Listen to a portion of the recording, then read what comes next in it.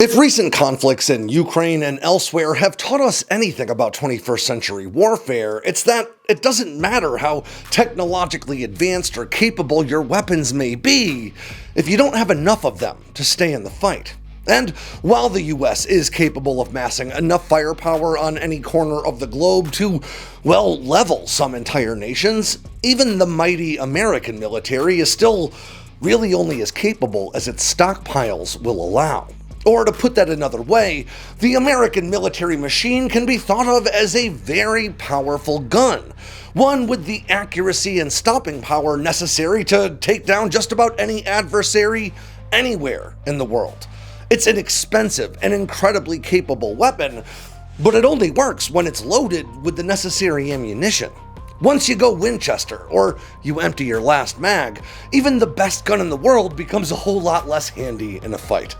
And it's with that exact understanding in mind that the US has been working to drastically ramp up production on a long list of its most advanced missiles, interceptors, and more, with the aim of turning America's arsenal of freedom into something of a stockpile of freedom instead.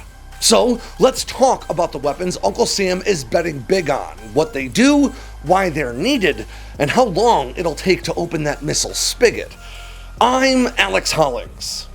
Welcome to Firepower.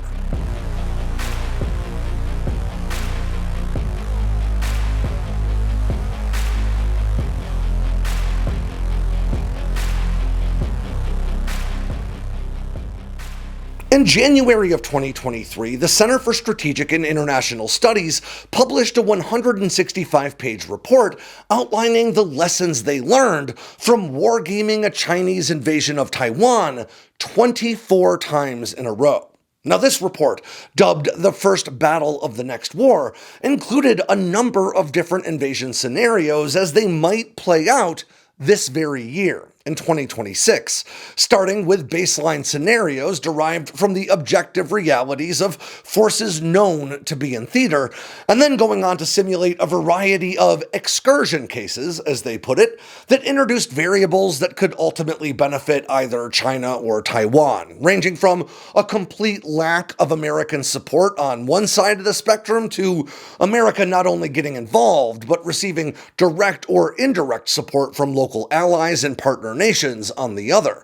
And broadly speaking, the war games consistently showed that in a direct conflict between the US and China over the future of an independent Taiwan, Uncle Sam would indeed come out on top, using a combination of aircraft, surface ships, and submarines to neuter China's offensive and either claim outright victory or, at the very least, force a stalemate that maintained an autonomous Taiwan. But rather than seeing that as good news, it might be better to think of it as the silver lining, because even the most one-sided American victories over the modern People's Liberation Army all came at a huge cost. I do want to be clear, in each of the based cases, or most realistic scenarios, China lost something on the order of 52 major warships and about 90% of its entire amphibious fleet. That's about 86 more vessels, leaving any troops that did manage to cross the Taiwan Strait, which did happen in one iteration of the base game, cut off from logistical support and reinforcements. But in every one of those base scenario playthroughs, the United States lost 2 aircraft carriers, an average of 17 destroyers and cruisers, and 270 combat aircraft in just the first 14 days of fighting. But this does not have to be a foregone conclusion. As the CSIS found, one of the most critical variables in determining not just the outcome of such a fight, but the survivability of American forces was the status of American standoff weapon stockpiles. In particular, long-range cruise missiles like the BGM-109 Tomahawk, the AGM-158B Joint Air-to-Surface Standoff Missile Extended Range, we call that the JASSM-ER, and its ship-hunting sibling, the AGM-158C Long-Range Anti-Ship Missile, which we call the LRASM. In every iteration of the games, American forces burned through the entire global stockpile of LRASMs within just the first 7 days of fighting. And by 3 to 4 weeks in, the US had expended roughly 5,000 long-range precision-guided missiles, including all 3,650 JASSM ERs that they projected the US would have by now, and maybe as much as a quarter of America's entire inventory of Tomahawks.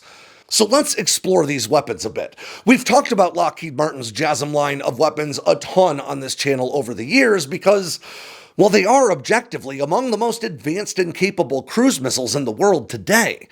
The JASSM ER is an upgraded version of the original AGM-158 JASSM, adjusting the internal layout for increased fuel storage and swapping out that original turbojet for a more modern and efficient turbofan.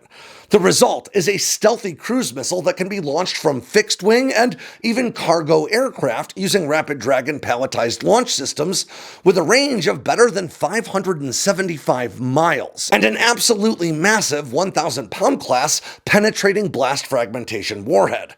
Now, the JASSM ER and its sister missile, the LRASM, have about 70% of their components in common, and from the outside are pretty indistinguishable from one another.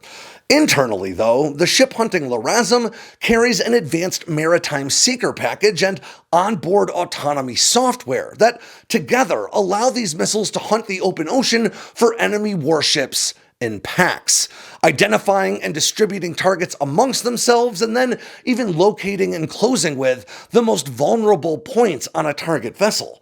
Now, all of this capability takes up room inside the weapon's fuselage, reducing fuel capacity and, in turn, range to what has been publicly disclosed to be greater than 200 nautical miles, or better than around 230 miles. That's about 370 kilometers for those of us who aren't pirates. So, considering these munitions could be pivotal in a war with China, they seem like a good place to start discussing America's recent and massive investments into missile production. Both the JASSM ER and LRASM are built on the same production lines, with the combined number of both missiles built averaging around 500 per year into the early 2020s, when efforts really began in earnest to expand production. With assurances that more orders would be coming, Lockheed stood up a second production line and by 2024 was pumping out 720 of these missiles per year, with short-term ambitions to reach 1,100. Then, in 2025, the Pentagon awarded Lockheed Martin $4.2 billion to further expand JASSM and LRASM production capacity, with a new target of building 2,200 of these weapons per year by 2030. Now, in previous lots, JASSM ERs accounted for about 85% of production numbers, so if that continues to hold, and it certainly might not, that would shake out to around 1,870 JASSM ERs per year and 330 much pricier LRASMs, representing a roughly 340% production increase over the span of just a decade. But no conflict is won or lost on the back of a single or even a dynamic duo of weapon systems. And the US Navy's go-to land attack weapon of choice, the BGM-109 Tomahawk, would also find itself at the center of any 21st century conflict, as it's proven to be the Navy's weapon of choice for long-range surface strikes. Now, these weapons have been in service in one form or another since 1983. That's longer than I've been alive. And today's most modern Block 5s come in two variants: the Block 5A land attack missile and the Block 5B anti-ship missile. Now, both versions offer ranges in excess of 1,000 miles. That's more than 1,600 kilometers, an advanced two-way data link, terrain contour mapping to hug the wavetops or the ground on approach, and either a 1,000-pound class high-explosive warhead or even a submunition dispenser that can rain 166 BLU-97B combined effect bomblets over a target area. Now, the last time the Pentagon issued a hard number on its Tomahawk stockpile was in 2017, at least as far as I can tell. And back then, there were 4,170 missiles in their inventory. And while production has continued since then, the US Navy has consistently used more Tomahawks per year, at least on average, than it's been buying, resulting in a top-line figure that continues to dwindle. In just the first day of 2024 strikes against Houthi rebels, as a good example, the Navy fired 80 Tomahawks at 30 targets across Yemen, which is 25 more Tomahawks than were delivered in the entire year prior. But just last week, RTX subsidiary Raytheon announced plans to expand Tomahawk production to an incredible 1,000 weapons per year, which is a massive increase from current numbers that tend to hover around the factory's minimum sustainment rate of just 90 per year for the US and its international customers. And just for clarity, minimum sustainment rate is the fewest number of missiles Raytheon can build while still keeping the production line open. Now that represents a 1,011% increase in Tomahawk production. Of course, warfare is about a lot more than just striking surface targets, and while the US is already investing in the production of advanced beyond visual range air-to-air missiles, like the highly secretive AIM-260 Joint Advanced Tactical Missile, today's BVR weapon of choice, the latest AIM-120 Advanced Medium Range Air-to-Air Missile, better known as the AMRAAM, is not going anywhere anytime soon. Instead, the modern AMRAAM, which has a maximum range that extends into the triple digits, will now serve near the middle of a much larger high-low mix of air intercept missiles that includes the aforementioned AIM-260 and the Navy's SM-6-based AIM-174B for the long-range fight, and short-range weapons like the incredibly dynamic AIM-9X and even the AGR-20 for drone and cruise missile intercepts. And what that really all means is that the AMRAAM is quickly becoming the more budget-friendly air-to-air missile for beyond visual range, or BVR, engagements within double-digit distances. And as such, the US needs more AMRAAMs than it realistically needs AIM-260s or AIM-174s, which at extremely long range are much more likely to be used to engage larger, more sluggish targets, like airborne early warning and control aircraft or aerial refueling tankers. Historically, AMRAAM production has floated between 500 and 800 weapons per year, but by late 2023, increasing demand, mostly caused by the war in Ukraine, had already seen production numbers swell to Raytheon's maximum capacity of 1,200 per year, with no signs of slowing. So, it came as little surprise last week when Raytheon also announced expanding AMRAAM production to a new top line of 1,900 weapons per year, representing as much as a 280% increase in production since the start of the decade.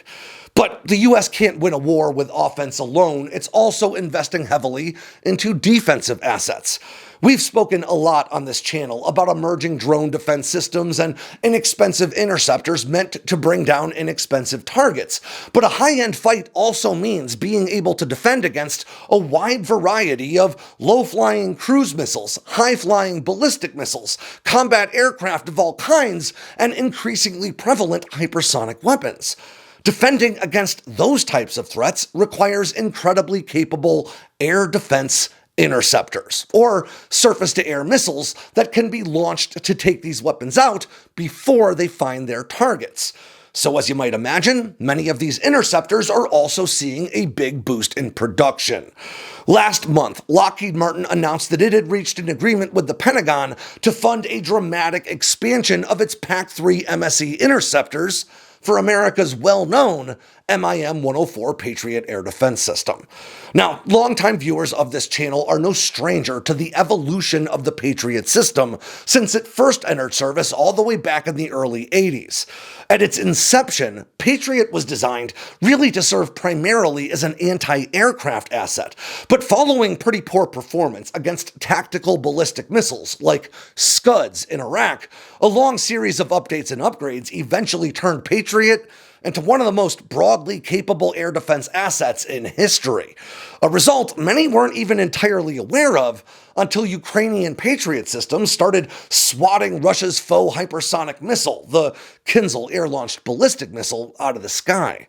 Of course, most discussion about Patriot tends to focus on the system itself, but a great deal of its actual capability is derived from the interceptors it fires. With the Patriot Advanced Capability 3 Missile Segment Enhancement, or PAC-3 MSE, arguably the most modern and capable among them. Though I say arguably because which interceptor you may use is largely dependent on the type of threat you aim to engage. Now, the PAC-3 MSE departs dramatically from early Patriot interceptors, swapping out the original single-stage rocket for a larger dual-pulse solid rocket motor for increased speed, adding larger tail fins for improved maneuverability along with a reinforced airframe to withstand it, and doing away with the high-explosive blast fragmentation warhead in favor of kinetic hit-to-kill technology. The result is a weapon that's rated to bring down a wide variety of threats, ranging from low-flying, air-breathing cruise missiles to high-flying and incredibly fast-moving tactical ballistic missiles, and, well, really just about anything in between. Lockheed Martin has already seen PAC-3 MSE production increase pretty dramatically in recent years, for obvious reasons. According to a January press release, the firm delivered 600 PAC-3 MSE interceptors in 2025, which was a 60% increase over the 375 they delivered just 2 years prior. But Lockheed's new agreement with the Pentagon will see that expansion thrust into overdrive, with new plans to expand production from 600 per year to 2,000 per year over the next 7 years, representing a 233% increase over today's numbers and a 433% increase since 2023. Of course, while Patriot is a broadly capable system that's well suited for engaging tactical ballistic missiles, defending against short, medium, and intermediate range ballistic missiles requires a more specialized approach, and that is where America's Terminal High Altitude Area Defense, or THAAD system, comes into play. If Patriot is something of a point defense asset that you might position near what you need to defend, THAAD provides a larger ballistic missile interception umbrella that reaches all the way outside the atmosphere and encompasses a much wider area, making them complementary systems, really. Now, each THAAD battery is operated by 90 soldiers with 6 truck-mounted launchers, each of which carries 8 interceptors for a total of 48. These interceptors are powered by a thrust-vectoring single-stage solid rocket motor, and for exoatmospheric intercepts, the kill vehicle itself comes equipped with a liquid DACS, or Divert and Attitude Control System, developed by Boeing that allows for very precise thrust control during the terminal phase of that intercept, using a focal plane array infrared seeker to close with targets that are traveling up to 17,000 miles per hour, which would equate to around Mach 22 inside the atmosphere. Now, these interceptors have a publicly disclosed capability to reach targets that are 93 miles, or about 150 kilometers above the Earth's surface. That is some 31 miles above the generally recognized barrier into space, the Kármán line, at ranges of around 125 miles, or roughly 200 kilometers from the launcher. Now, as a highly specialized and incredibly capable system, there are only 10 or maybe 11 active THAAD batteries in the whole world today, 7 or more of which are operated by the United States, at least according to Lockheed Martin. A Congressional Research Service report from September of 2025 says the U.S. currently operates 8 THAAD batteries, and that disparity seems to come down to the delivery of a THAAD Minimum Engagement Package, or MEP, in June of last year. Now, this package included 3 launchers and a fire control unit, or roughly about half of a complete THAAD battery, with the rest of the components slated for delivery in the months after. So either the rest of the components were delivered by September and Lockheed just hasn't updated their materials, or the CRS is just rounding up from 7.5. In any case, these are rare, exquisite assets, and as such, interceptor production's been pretty modest, at just 96 weapons per year to this point. And while the total number of nations known to build and operate ballistic missiles hasn't really increased considerably over recent decades, the costs associated with fielding these systems has continued to come down, and that's allowed for an ever-increasing number of increasingly capable weapons that these systems need to counter, some of which even find their way into the hands of non-state actors like the Iranian-backed Houthis and more. Now, this has all driven the need for increased THAAD interceptor production, but until recently, that market signal hadn't really resulted in expedited deliveries at all. Now, the US doesn't disclose the status of its total THAAD interceptor stockpile, but a December 2025 report that analyzed comptroller procurement documents found that America's Missile Defense Agency currently has a 100 interceptor backlog, with the last interceptors delivered to the US coming in 2023, and another delivery not expected until 2027, despite Lockheed's factory continuing to produce these systems. Now, this, to me, obviously suggests that the recent years' worth of production has been funneled toward THAADs to foreign operators, Saudi Arabia and the United Arab Emirates. But Lockheed has not formally acknowledged that, so that's just my take. And prior to American THAADs being used in June of last year to help defend Israel against Iranian ballistic missiles, America's THAAD interceptor stockpile was estimated to be at 534 weapons, enough to fully equip all 8 THAAD batteries and leave 150 spares to reload those systems. In June, however, the US Army reportedly launched anywhere from 100 to 250 interceptors, which, at best, would be enough to erase more than 66% of America's spare inventory, and at worst, could mean Uncle Sam doesn't have enough interceptors on hand to even fully arm all of his THAAD launchers. And with that in mind, it made tons of sense when Lockheed Martin came out last month to announce an agreement they signed with the Pentagon to more than quadruple THAAD production, increasing annual output from 96 to 400 interceptors per year over the next 7 years, amounting to a 316% increase. At that production rate, it would take Lockheed just about 3 months to clear that 100 interceptor backlog, versus today, when it would take more than a year. And THAAD isn't the only high-end system to see relatively paltry numbers juiced up in America's stockpile push. Raytheon's seemingly all-purpose interceptor missile, the SM-6, is seeing a similar bump. The SM-6 began its life as an extended-range air defense interceptor launched from the Mark 41 vertical launch systems on Navy vessels, and indeed, in that role, it is rated to bring down just about anything from slow-flying cruise missiles to ballistic missiles in their terminal phase. In fact, the SM-6 is currently the only in-service interceptor on the planet that's considered capable of bringing down some types of modern hypersonic weapons. And just for good measure, this high-speed interceptor also offers a secondary surface strike capability, delivering a 140-pound blast fragmentation warhead to targets more than 290 miles, roughly 500 kilometers out, at speeds in excess of Mach 3.5. Now, you could argue that the SM-6 is the exception to the saying, a jack of all trades is a master of none, because it has since evolved into much more than a ship-based interceptor. The SM-6 is now also being employed by the US Army in its container-based Typhon system, also known as the Strategic Mid-Range Fire System, or SMRF. This system effectively gives the Army a 4-cell vertical launch system housed within a 40-foot shipping container, allowing them to launch SM-6s as well as other weapons like the Tomahawk at moving surface targets like ships at sea. In fact, in July of 2025, the Army demonstrated exactly that capability, sinking a maritime target off the Australian coast with a Typhon-launched SM-6 at an undisclosed range.